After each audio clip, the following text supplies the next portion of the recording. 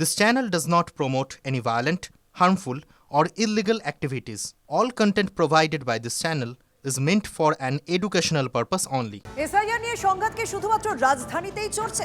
না, এ রাজ্যেও তার পাল্টা কর্মসূচি বিজেপি। কারণ ডিইও এবং ইআরওদের ভূমিকায় ক্ষোভ প্রকাশ বিজেপি। তাদের পাল্টা কর্মসূচি শুরু হতে চলেছে আর কিছুক্ষণের মধ্যে। 3:30 থেকে তাদের কর্মসূচি শুরু হওয়ার কথা। পক্ষপাতমূলক আচরণের অভিযোগে রাজ্য জুড়ে বিক্ষোভ কর্মসূচি বিজেপির। আমার সঙ্গে রয়েছেন সহকর্মী সুশোভন। সুশোভন, তুমি কোথায় রয়েছো এবং এখন কি পরিস্থিতি দেখছো? আর কতক্ষণ, মানে আমরা জানি যে নির্ধারিত সময় ছিল 3:30, তুমি যেখানে রয়েছো সেখানে নেতৃত্বে কারা কারা থাকছে?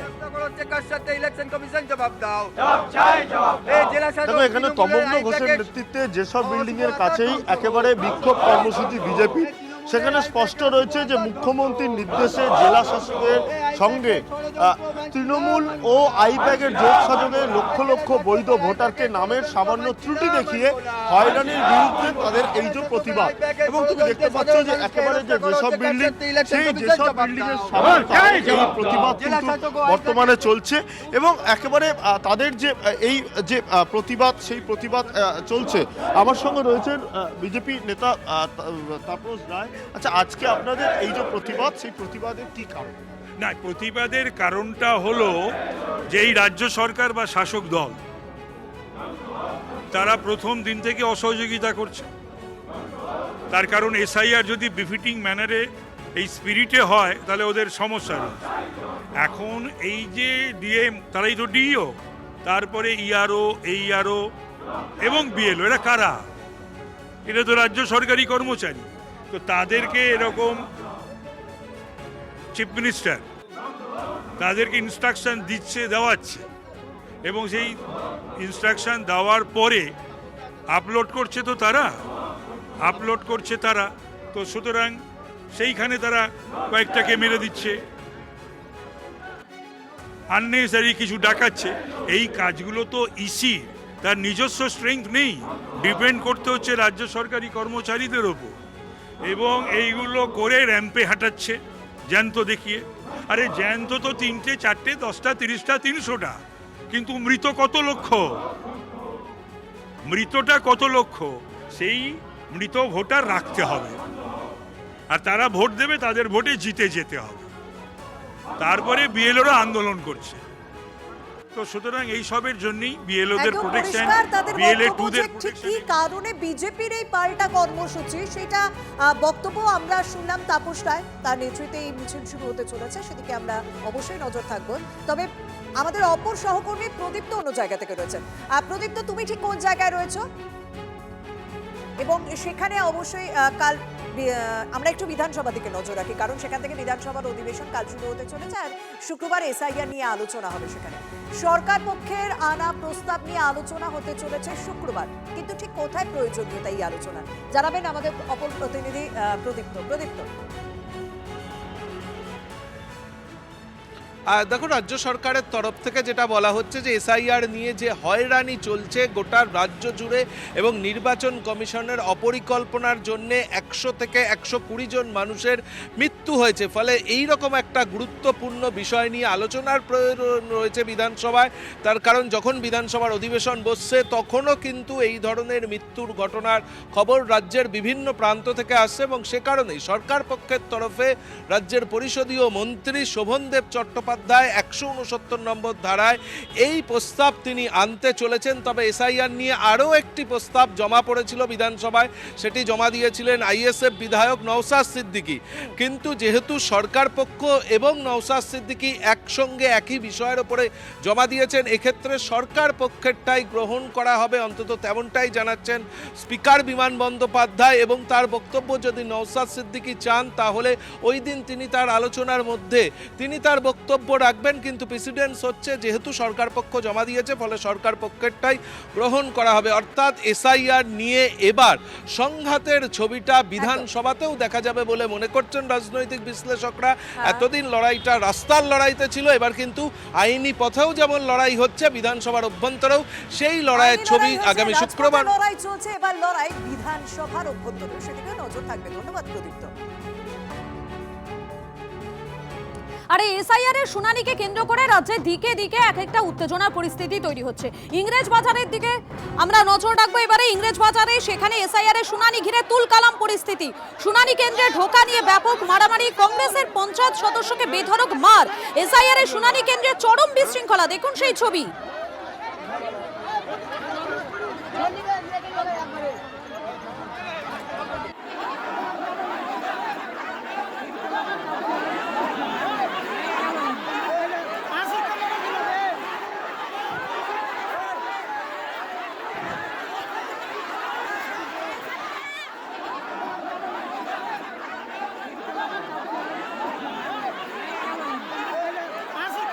রয়েছি মালদা জেলা স্কুলে। আমার ক্যামেরা পার্সন মুজিবরকে বলবো দেখাতে, এখনও যা পরিস্থিতি কিন্তু উত্তেজনা রয়েছে চারিদিকে এবং জোর করে গেট খুলে ঢোকার চেষ্টা করা হচ্ছে। এবং অদ্ভুত ব্যাপার যে এইখানে নিয়মিত ছোট বড় কিন্তু সংঘাত লেগেই থাকছে। আজকে যার মানে সীমা ছাড়িয়ে যায়। এখানে দুটো মানে দল এখানে জোর করে ঢোকার চেষ্টা করে এবং সেখানে পুলিশের সামনেই এই গোলমালগুলো শুরু হয়। পরিস্থিতি খুবই বাজে। এখানে কোনো সিস্টেমে কোনো কাজ হচ্ছে না। পুলিশ কি আছে, কোনো কাজ দিচ্ছে? কোনো সহায়তা করছে না। পুলিশ আরও লোককে আরও বিভ্রান্তি করছে এবং লোকের ওপরে মেজাজ দেখাচ্ছে, যেখানে উচিত ওদের লাইন বাই লাইন সিস্টেমে কাজ করা। এখানে কোনো সিস্টেমে কাজ হচ্ছে না। এত অশৃঙ্খল প্রবেশ, দুজন তিনজন মরার হাত থেকে বেঁচেছে, যাদেরকে আমরা উদ্ধার করে একজন হসপিটালাইজ। পুলিশ এখানে কোনো হেল্প করছে না। কেন নেই? কেন ব্যারিকেড দিয়ে কেন লাইন করানো হলো না? ইচ্ছে করে বিভ্রান্তি। ভালোভাবে লাইন অনুযায়ী হবে তাহলে তো ঠিক হবে।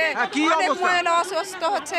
কখনো এমনও দেখা যাচ্ছে কোনো না কোনো নেতার, তার প্রভাবশালী নেতার তার লোকজন এসে তাদেরকে আগে ঢুকিয়ে দেওয়া হচ্ছে। এই সমস্ত বিষয়গুলো কিন্তু দেখা যাচ্ছে যেটা আরও সমস্যা বাড়াচ্ছে এবং সেই নিয়েই কিন্তু দুটি দলের মধ্যে একটু আগে সংঘাত বাঁধে যে কে আগে ঢুকবে। খুব নিতান্ত প্রান্তিক এলাকা থেকে আসা মানুষ যারা, তারা হয়তো পেছনে পড়ে থাকছেন। পুরো জায়গাটাই তো এরকম। সারা পশ্চিমবঙ্গ জুড়ে গন্ডগোলই চালাচ্ছে তৃণমূল কংগ্রেস। তার কারণটাই হচ্ছে যে ওরা চায় না এসআইআর হোক। বিশেষ করে মালদা, মুর্শিদাবাদ ইত্যাদি জেলাগুলোতে যারা ভূমিপুত্র তাদেরকে ছাপিয়ে যারা ওপার বাংলা থেকে মুসলিম অনুপ্রবেশকারী বাংলাদেশ থেকে এসেছেন তাদেরকে ওরা এখানে জায়গা দিতে মরিয়া, বদ্ধপরিকর।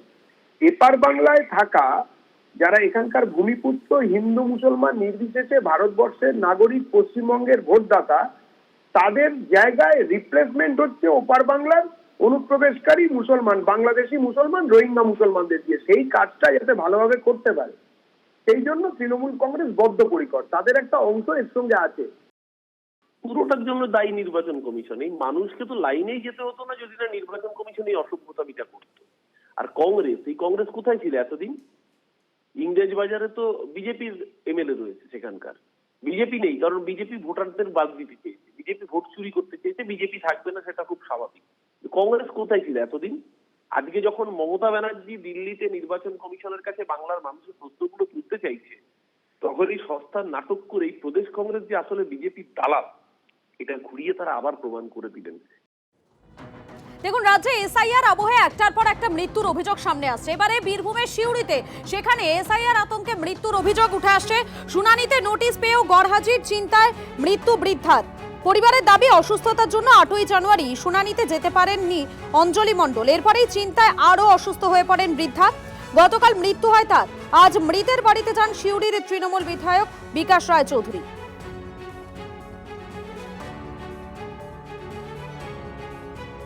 একটু অসুস্থ ছিলেন, তারপরে এসআইআর আপনার ফর্ম টর্মগুলো পাওয়ার পর উনি আরও অসুস্থ হয়ে গেলেন টেনশনে। 2002-এ তার আগে আমি ভোট দিচ্ছি, তো আমার নাম নাই ওই টেনশনে আর কি, না সেই টেনশনে আর কি মারা গেল। হিয়ারিংয়ে চিঠি এসেছিল, নিয়ে ওনারা করেছিলেন, কিন্তু যাওয়া হয়নি, মানে অসুস্থ ছিলেন বলে যাওয়া হয়নি। মানে এসআইআর আপনার এইগুলো যখনই পাওয়ার পর তখনই আরও অসুস্থ হয়ে গেলেন। এটা খুবই দুঃখজনক, লজ্জাজনক এবং আমরা ধিক্কার জানাই। আমরা এই এসআইআর চাইনি। এই যে অঞ্জলি মণ্ডল চলে গেল, তার চিন্তা যে আমি এরপর আমার কি হবে। অসুস্থ হয়ে যেতে পারেনি। 8 তারিখে তার হিয়ারিং ছিল 8-এ, তারপর থেকে তার মানসিকভাবে ভেঙে পড়েছিল। গতকাল তিনি মারা গেলেন। কেন এইভাবে মানুষকে অ্যারেস্ট করা হচ্ছে, কেন মানুষ মারা যাচ্ছে, এর দায়িত্ব ইলেকশন কমিশনারকে দিতে হবে।